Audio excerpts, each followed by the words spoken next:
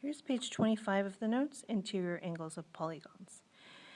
This diagram shows a convex polygon. How many triangles are formed by drawing all the diagonals from a single vertex? So I can choose any vertex, and I can't do any diagonals because it's already a triangle. So it's just one triangle. And we know that in the interior of a triangle, the angles sum to be 180 degrees. Okay, here I have another convex polygon. I choose any vertex, and I'm going to make triangles, making diagonals with other vertices. I can't make a diagonal here or here, so that's 1, 2 triangles. And because I have 2 triangles, each triangle has 180 degrees, so I multiply. 2 times 180 degrees is 360 degrees. Next, I have another convex polygon. I have 1, 2, 3, 4, 5 sides, so that's called a pentagon. I'm going to choose a vertex and draw diagonals from that one vertex. And you see I have 1, 2, 3 triangles.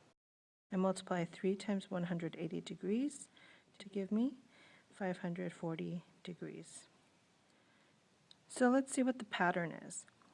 If I have 1, 2, 3, 4, 5, 6, 7, 8, 9, 10, 11, 12 sides, then let's see how many triangles I can draw. From one vertex, I have 1, 2, 3, 4, 5, 6, 7, 8, 9, 10 triangles.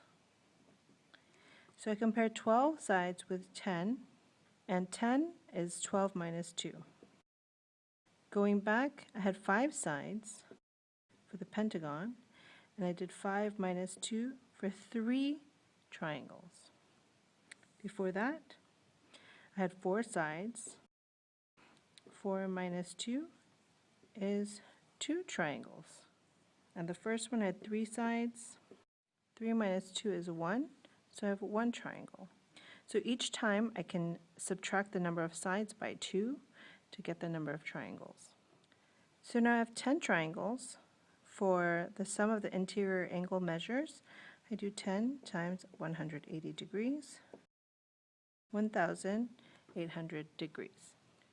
This diagram shows a regular polygon. I have 1, 2, 3, 4, 5, 6, 7 sides. It's called a septagon or a heptagon.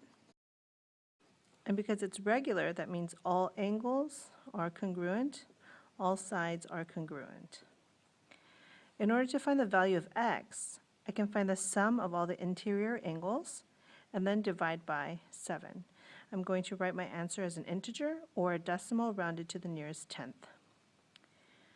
So because I have 7 sides, 7 minus 2 equals 5, and that I will multiply by 180 degrees for a total of 900 degrees. Then I divide 900 degrees by 7. That's approximately 128.57, but I round to the nearest tenth, so that's just one space after the decimal. Because the next number is 7, I need to raise the 5 to a 6. So the answer is 128.6 degrees. This diagram shows a convex polygon. I have 1, 2, 3, 4 sides, so it's a quadrilateral, which means I have 4 minus 2 triangles. If I multiply by 180 degrees, that's 360 degrees total on the interior. To find the value of y, I must add all of these angles and get a total of 360. So 5y plus 6y minus 15 plus 8y plus 8 plus 5y plus 31 equals 360. So I add the common terms, 5y, 6y, 8y, and 5y, give me a total of 24y. Negative 15 plus 8 plus 31 gives me 24. And this side I have 360. I subtract 24 from both sides to eliminate here. 24y equals 336. I divide 24, and y equals 14 degrees. Finally, I have a convex septagon. Remember, septagon or heptagon means 7 sides. Interior angle measures of 10t plus 4, 2t minus 14, 8t plus 1, 3t minus 8, 11t plus 7, 6t, and 9t plus 70.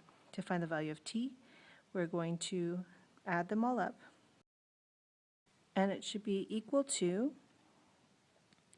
7 minus 2 times 180 degrees.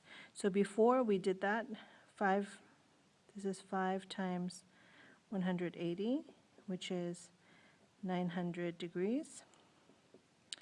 And I add my like terms, 10t plus 2t plus 8t plus 3t plus 11t plus 6t plus 9t gives me 49t.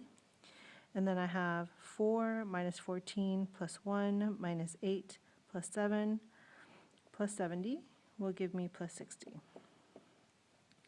Now I subtract 60 from both sides to eliminate here. I have 49t equals 840. Divide 49. T is approximately 17 point, and then I have 1, 4, so I will just put 1.